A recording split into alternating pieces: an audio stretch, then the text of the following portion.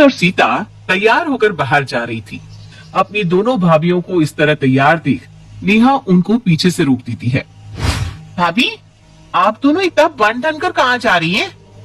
ननद जी, हम मार्केट जा रहे हैं। हमने सोचा मार्केट जाकर घर का कुछ सामान भी खरीद लेंगे और इसी बहाने हम थोड़ा घूम भी लेंगे। अच्छा, तो क्या अपनी माँ से परमिशन ली बाहर जाने के लिए? इसमें परमिशन की क्या बात है निया? अरे हम भी इस घर की बहू हैं, हम भी इंसान हैं, हमें भी जीने का उतना है जितना कि तुम्हें। जिस तरह तुम बाहर जाती हो ठीक उसी तरह हम भी बाहर जा सकते हैं। नेहा अपनी भाभीियों को कोई जवाब नहीं देती और अपनी माँ सरिता के पास जाती है।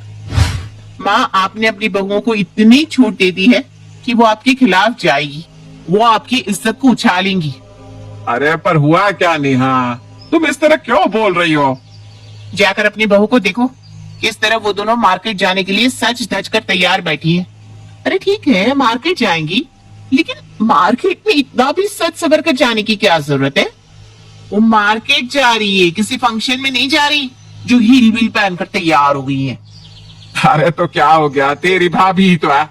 अगर वो थोड़ा सच धज रही है तो तुझे वो इतना सच सवर कर जा रही है, आपको पता नहीं है क्या कि बाहर का माहौल कैसा है? नेहा की बात सुनकर सरिता उसकी बात से सहमत होती है और वो बाहर हॉल में जाकर सीता और रजनी को मार्केट जाने से रोक देती है। सीता, रजनी, कहाँ जा रही हो तुम दोनों? माँ जी, आपको बताया था ना, हम मार्केट जा रहे हैं। अरे लेकिन मार्केट में इतना सच सवर कर जाना जरूरी है क्या? है? मार्केट जा रही हो या किसी फंक्शन में? खुद का हुलिया देखा है तुमने? हाँ, तो इसमें खराबी क्या है? हम दोनों इस घर की बहू हैं और बहू होने के नाते हमें सही से रहना पड़ेगा ना, ताकि कल को कोई बाहर वाला ये ना बोले कि सरिता जी की बहू कैसी भंगन सी बनकर रहती है। अरे कोई नहीं बोलेगा। अगर तुम्हें मार्केट जाना है तो बिल्कुल सिंपल जाओ, नहीं तो कोई जरूरत नहीं बाहर जाने की। सीता और रजनी अपनी सास से कुछ कह पाती उससे पहले सरिता नेहा के साथ कमरे में चली जाती है। अपनी ननद की ऐसी हरकत देख सीता रजनी से कहती है, दीदी, इस नेहा की बच्ची का कुछ ज्यादा ही हो रहा है, इसकी वजह से अब हम कहीं बाहर भी नहीं जा पा रहे। हाँ सीता, तुम सही कह रही हो, लेकिन हम कुछ कर भी तो नहीं सकते, आखिर अपनी माँ की ये इकलौती और लाडली बेटी जो है। सीता और रजनी गुस्से में अपने अपने कामों में लग जाती है। ऐसे ही समय गुजरता है और गुजरते समय के साथ नेहा आए दिन अपनी माँ को अपनी भाभीियों के खिलाफ भड़काती रहती। ऐसे ही एक दिन सभी खाने की टेबल पर बैठकर खाने का इंतजार कर रहे थे, तभी रजनी और सीता सभी के सामने खाना परोसती है और जैसे ही नेहा खाने का पहला निवाला मुंह में लेती है, वैसे ही वो खाने में कमी निकालते हुए कहती है, हे भगवान, इतना घटिया खाना मैंने आज से पहले कभी नहीं खाया था। माँ, इस खाने को ना आप अपने मुंह में भी मत लेना, अगर आपने खाना खाया तो सच में आपकी तबीयत बहुत ज्यादा बिगड़ जाएगी। नेहा, ये तुम क्या कह रही हो? हमेशा तुम्हारी दोनों भाभी ही खाना बनाती है और हर दिन खाना सही तो बनता है। हाँ तो भैया, जरूरी है कि और दिन सही बनता है तो आज भी खाना अच्छा ही बना हो। अगर मेरी बातों पर किसी को विश्वास नहीं है ना तो खाना खाकर देख लो, लेकिन मैं इस गंदे से खाने को कभी नहीं खाऊंगी। अगर तुम्हें ये खाना नहीं खाना तो मत खाओ, समझी? कम से कम किसी और को तो खाना खाने से मत रोको। अरे तुम दोनों क्या कर रही हो? ये हर टाइम घर में चिक चिक बाजी चलती रहती है। घर में कभी तो शांति का माहौल बना लिया करो। भैया, मैं तो चली बाहर खाने, अगर आप लोगों को यही घटिया खाना खाना है तो आप लोग शौक से खा सकते हैं, लेकिन मैं इतना बेकार खाना नहीं खा सकती। नेहा अब खाने से उठकर चली जाती है और अपने कमरे में जाकर खाना ऑर्डर करने लगती है। और जैसे ही विक्रम, राजीव और सरिता खाने का पहला निवाला मुंह में डालते हैं, वैसे ही वो लोग खाने को उगलते हुए कहते हैं, हे भगवान, सच में खाना कितना गंदा बना है बहू। तुम दोनों ने खाना बनाया है या जहर? अरे चाहते क्या हो तुम दोनों हमसे? माँ जी, अब आप भी अपनी बेटी की भाषा बोल रही हैं। रजनी, माँ सही बोल रही है, तुमने खाना नहीं बनाया, जहर बनाया है, जहर। भैया, ये आप कैसी बात कर रहे हैं? हम दोनों ने तो सही खाना बनाया था, पर फिर भी आप लोगों को हमारे हाथ का खाना पसंद नहीं आता। हम लोग इस घर के लिए इतनी मेहनत करते हैं, लेकिन हर समय आप हम लोगों को ऐसे नीचा दिखाते रहते हैं। सीता, तुम्हें नहीं लगता कि तुम कुछ ज्यादा ही बोल रही हो? अगर आप दोनों को अपने खाने पर इतना ही यकीन है तो तुम दोनों ये खाने को खाकर देखो। राजीव, सरिता और विक्रम तीनों ही खाने पर से उठकर चले जाते हैं, पर क्या खाना सच में खराब था? ये देखने के लिए सीता और रजनी खाने का पहला निवाला मुंह में डालती है तो उन्हें बहुत ज्यादा मिर्च और नमक का एहसास होता है। सीता, सच में ये खाना तो बहुत ज्यादा खराब है। पर इस खाने को खराब किया किसने? हमने तो खाना बिल्कुल सही बनाया था। दीदी, इस खाने को खराब करेगा कौन? इस घर में हमारी एक ही तो दुश्मन है, जो हर वक्त माँ और हमारे पतियों को हमारे खिलाफ भड़काती रहती है। लेकिन वो ऐसा करती क्यों है? आखिर हमने उसका बिगाड़ा क्या है? सीता और रजनी आपस में बात कर रही थी, तभी वहां विक्रम आता है और उन दोनों से कहता है, रजनी, सीता, हम लोग बाहर से खाना ऑर्डर कर रहे हैं। तुम्हें जो भी खाना है तुम हमें अपना ऑर्डर बता दो, हम ऑर्डर कर लेंगे। विक्रम की बात सुनकर सीता और रजनी अपना अपना ऑर्डर देती है और अपने कमरे में चली जाती है। समय यूं ही गुजरता है और एक दिन, विक्रम जी, मैं क्या कह रही थी कि क्यों ना हम कहीं बाहर चले, आज मेरा कहीं बाहर जाने का मन है। रजनी, अभी कुछ दिन रुक जाओ, फिर चलते हैं। अभी मेरे पास पैसे नहीं है, सैलरी आने दो फिर चलेंगे। रजनी और विक्रम की ये बात नेहा सुन लेती है और नेहा हंसते हुए खुद से कहती है, नेहा के होते हुए आप दोनों कहीं बाहर चले जाएं। ऐसा तो हो नहीं सकता, और अगर गलती से ऐसा हुआ भी तो मैं ऐसा होने नहीं दूंगी। भाभी, मैं आपको इतनी शांति से कैसे रहने दे सकती हूँ? आखिर ननद भाभी का हम दोनों का रिश्ता जो है, तो हम एक दूसरे को परेशान किए बिना कैसे रह सकती है? इतना बोलकर नेहा जोर जोर से हंसने लगती है और वहां से चली जाती है। वहां से जाने के बाद नेहा सीधा अपनी माँ के पास जाती है और अपनी माँ को एक बार फिर भड़काती है। माँ, मेरी बात मानो, आपकी बहू बहुत ही चंट और चालाक है। वो धीरे धीरे भैया को हमसे अलग कर रही है। क्या मतलब? मतलब ये कि भाभी भैया के कान भर रही है। वो हम लोगों के बिना ही भैया के साथ बाहर जाने का प्लान बना रही है। इससे आप समझ रही है ना कि भाभी ये सब क्यों कर रही है? वो हम लोगों को अपने साथ ले जाना नहीं चाहती, इसलिए क्योंकि भैया हमारा भी खर्चा उठाएंगे। उनको हमारा खर्चा उठाना ना पड़े सिर्फ इसलिए वो अकेले बाहर जाएंगे। अरे हम लोग क्या उनके ऊपर बोझ बन रहे हैं, जो वो हम लोगों को पूछ भी नहीं रही? इसका मतलब ये हुआ कि धीरे धीरे करके वो मेरे बेटे को मुझसे दूर कर रही है। और नहीं तो क्या। अरे आपको तो पता भी नहीं कि आपकी बहू आपके बारे में क्या सोचती रहती है। आपकी बहू आपको अपनी माँ नहीं बल्कि सास समझती है, लेकिन आप तो मुझे ही परायेपन का एहसास दिलाती है और अपनी बहू को अपनेपन का। देख लिया अपनी बहू का अच्छा करने का नतीजा। इस तरह नेहा एक बार फिर सरिता के कान भर देती है और सरिता सीधा अपने बेटे विक्रम के पास जाती है। विक्रम बेटा, ये मैं क्या सुन रही हूँ? तू बहू के साथ बाहर जा रहा है? हाँ माँ, जाने की सोच तो रहा हूँ, पर अभी नहीं। अभी थोड़े पैसे की तंगी हो रही है ना, इसलिए जब कुछ पैसे आ जाएंगे तब जाने की सोचूंगा। चलो, अच्छी बात है कि तू बहू के साथ बाहर जा रहा है। अब तेरे बाबूजी तो जिंदा भी नहीं जो मुझे ले जाते। तुम दोनों की उम्र है, घूम लो। अगर तेरे पिताजी जिंदा होते तो वो भी मुझे अपने साथ ले जाते।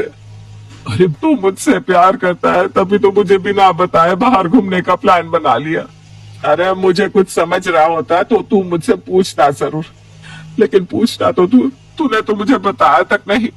माँ, मैंने आपको इसलिए नहीं बताया क्योंकि मुझे अभी सैलरी नहीं मिली। मुझे जब सैलरी मिलेगी और जब मैं बाहर जाने का प्लान बनाऊंगा तो सबसे पहले आप ही को तो बताऊंगा। और आप ये क्यों कह रही है कि बाबूजी जिंदा होते तो वो आपको अपने साथ ले जाते? अरे मैं किस काम आऊंगा, मैं आपको अपने साथ ले जाऊंगा। विक्रम और सरिता ये बात कर रहे थे, तभी रजनी आती है और अपनी सास से कहती है, बुरा मत मानना माँ जी, लेकिन जब से हमारी शादी हुई है तब से आपने हमें एक अलग स्पेस नहीं दी। अगर हम बाहर जाकर खुद का स्पेस लेना चाहते हैं तो इसमें खराबी क्या है? आप अकेले हमें क्यों कहीं नहीं जाने दे रही? रजनी, ये क्या बोल रही हो तुम माँ से? विक्रम जी, क्या गलत बोल दिया मैंने? यही ना कि माँ जी हमें पर्सनल स्पेस नहीं देती, या तो कभी आपकी बहन हम लोगों के बीच में आ जाएगी या माँ जी। रजनी की ऐसी बात सुनकर सरिता का पारा हाई हो जाता है और वो गुस्से में रजनी से कहती है, बहू अब तक का तो पता नहीं, लेकिन अब मैं तुझे इस घर से कहीं नहीं जाने दूंगी। तुम दोनों मेरी एक बात कान खोलकर सुन लो, इस घर में कोई भी कहीं भी बाहर नहीं जाएगा। अगर इस घर से कोई बाहर जाता है तो मुझसे बुरा कोई नहीं होगा। इतना बोलकर सरिता वहां से गुस्से में चली जाती है। अपनी माँ का गुस्सा और बीवी की बदतमीजी देख विक्रम को भी गुस्सा आ जाता है और वो भी वहां से चला जाता है। लेकिन दूर खड़ी नेहा ये सब देखकर काफी खुश हो रही थी। रजनी भी अपने कमरे में गुस्से में बैठी हुई थी कि तभी वहां सीता आती है और अपनी जेठानी रजनी से कहती है, जेठानी जी, गुस्सा होने का कोई फायदा नहीं है, क्योंकि इन सब के पीछे किसी और का नहीं बल्कि हमारी प्यारी ननद नेहा का हाथ है। वही माँ के पास गई थी, उसने ही माँ जी को भड़काया है। और जब माँ जी और आपकी बहस हो रही थी ना, तो हमारी प्यारी लाडली ननद जी दूर खड़ी होकर ये सारा नजारा देखकर हंस रही थी। नेहा को तो मैं छोड़ूंगी नहीं, उसने तो हमारा जीना हराम कर दिया है। अरे नाक में दम करके छोड़ दिया है। हर बार किसी न किसी से सुनवाती रहती है, कहीं बाहर जाओ तो उसमें रूड़ा डाल देती है, हमेशा माजी के कान भरती रहती है। लेकिन अब बस बहुत हुआ। आखिर ननद जी ऐसा कर क्यों रही है, ये जानने के लिए मुझे उनसे बात करनी ही पड़ेगी। रजनी और सीता नेहा से बात करने के लिए उसके कमरे में जाते हैं, जहां वो नेहा को आराम से सोता हुआ देखते हैं। देख रही हो दीदी, किस तरह आराम फरमा रही है। कोई बात नहीं सीता, कुछ देर की बात है। इसके मुंह से सारा सच उगलवाने के बाद इसकी सच्चाई सबके सामने लाऊंगी। रजनी अपने पैरों को पटकते हुए नेहा के पास जाती है और उससे कहती है, नाना जी आप यहाँ आराम फरमा रही हैं, लेकिन आपकी वजह से हम दोनों का जीना हराम हो गया है। आखिर आप ऐसा क्यों कर रही हैं, क्या चाहिए आपको।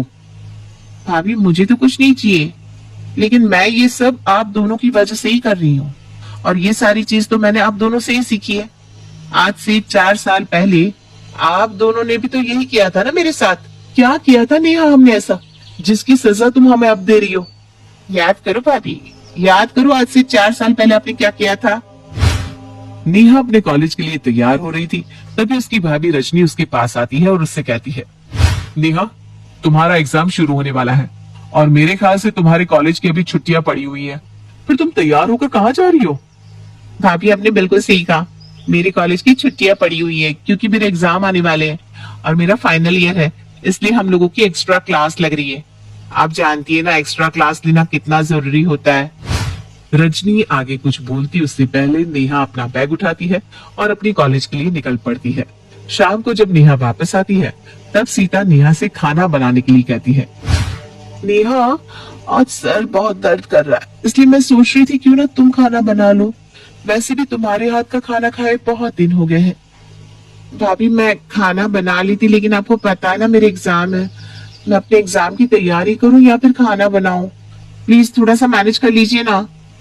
नेहा और नेहा की भाभी आपस में बात कर ही रहे थे, तभी वहां सरिता आती है और उन दोनों को बातें करता देख बीच में बोल पड़ती है, अरे क्या हो गया, दोनों ननद भाभी इस तरह आपस में बात कर रही है जैसे पता नहीं कोई मीटिंग बिठा रखी है दोनों ने। नहीं माँ ऐसी कोई बात नहीं है, वो भाभी मुझे खाना बनाने के लिए बोल रही थी और मैं भाभी को कह रही थी कि मैं नहीं बनाऊंगी क्योंकि मेरा एग्जाम है ना, इसलिए। अरे तो क्या हो गया, मत बना, तेरी दोनों भाभी बना लेगी मिलजुल कर। इतना बोलकर सरिता वहां से चली जाती है। नेहा भी वहां से अपने कमरे में पढ़ाई करने चली जाती है, लेकिन ये सब देख सीता और रजनी को बहुत गुस्सा आता है। इस नेहा की बच्ची ने हद ही कर दी है, अरे जरा हमारा हाथ बटा देती तो क्या बिगड़ जाता। पता नहीं ऐसी कौन सी पढ़ाई चल रही है इसकी, और मुझे तो ये समझ में नहीं आ रहा इसको इतना पढ़ाया क्यों जा रहा है। ये नहीं कि शादी करवाकर इसके घर भेज दो। बात तो आप सही कह रही है दीदी, पर आप मेरी मानो या ना मानो, इसका ना चक्कर कहीं ना कहीं जरूर चल रहा है। तभी तो सुबह जल्दी जाती है और शाम को लेट आती है, और हमारे घर वाले इतने अंधे हैं कि इस पर ध्यान भी नहीं देते। इसका भांडा तो मैं फोड़ कर रहूंगी, और इसका भांडा फोड़कर इसको घर में ना बिठा दिया तो मेरा नाम भी सीता नहीं। इतना बोलकर सीता और रजनी अपने अपने कामों में व्यस्त हो जाती है। शाम को जब नेहा अपने घर आती है तो वो अपने फोन को बेड पर रखकर वॉशरूम में चली जाती है। सीता चोरी से उसका फोन उठा लेती है और उसकी गैलरी में जाकर उसका फोन चेक करने लगती है, जहां उसे नेहा के साथ एक लड़का दिखाई देता है। अच्छा, तो ये गुल खिलाए जा रहे हैं मैडम के, कॉलेज के बहाने ये गुल खिला रही हो। कोई बात नहीं, इसका भांडा तो मैं फोड़ कर रहूंगी। इतना बोलकर जल्दी से सीता नेहा और उसके बॉयफ्रेंड की फोटो अपने फोन में सेंड कर देती है, और कुछ देर बाद वो रजनी के पास जाकर नेहा की सारी बात बता देती है। ये फोटोज देखकर रजनी अपनी सास के पास जाती है और अपनी सास को बताती है। नेहा, नेहा। सरिता के गुस्से वाली आवाज सुनकर नेहा अपनी माँ के पास आती है और अपनी माँ को इतने गुस्से में देखकर पूछती है, क्या हुआ माँ, आप इतने गुस्से में क्यों हो। आज से तू कॉलेज नहीं जाएगी, आज से, बल्कि अभी से तेरी पढ़ाई और तेरी कॉलेज यही खत्म। लेकिन माँ मैंने ऐसा भी क्या किया जो आप मेरी पढ़ाई बंद करवा रही है। नेहा की बात सुनकर सरिता उसकी और उसके बॉयफ्रेंड की फोटो दिखाती है। अपनी फोटोज देख नेहा के होश उड़ जाते हैं। माँ ये ना। क्या हुआ ननद जी, अपनी आशिकी के बारे में बताने में शर्म आ रही है आपको। अरे आप कॉलेज इसीलिए तो जाती थी ताकि आप लड़कों के साथ गुलछर्रे उड़ाएं।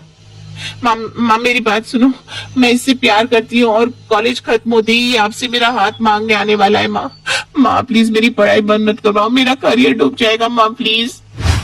नेहा अपनी माँ के सामने बार बार गिड़गिड़ाती है, लेकिन सीता और रजनी सरिता के कान भरती रहती है, जिस कारण सरिता उसका कॉलेज भी छुड़वा देती है और उसका फोन भी छीन लेती है।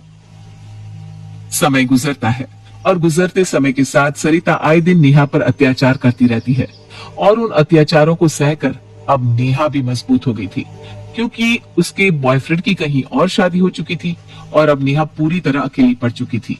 ये देखकर वो ठान लेती है कि वो भी अपनी भाभीियों को ठीक वैसा ही सबक सिखाएगी जैसा उसने उसके साथ किया था। अब समझ में आ गया मैं आप लोगों के साथ ऐसा क्यों कर रही हूँ। आपने मुझसे मेरा करियर छीना, मुझसे मेरा प्यार छीना, मेरे जीने की वजह छीनी। बताओ क्या करूं मैं अब। अगर आपने शुरुआती दौर में ऐसा नहीं किया होता तो शायद आज मैं भी किसी न किसी मकाम पर पहुंची होती, मैंने भी अपना घर बसाया होता। नेहा की बात सुनकर सीता और रजनी की आंखें शर्म से झुक जाती है और वो अपनी ननद से माफी की भीख मांगती है, लेकिन नेहा उन्हें माफ नहीं करती और वहां से उठकर चली जाती है।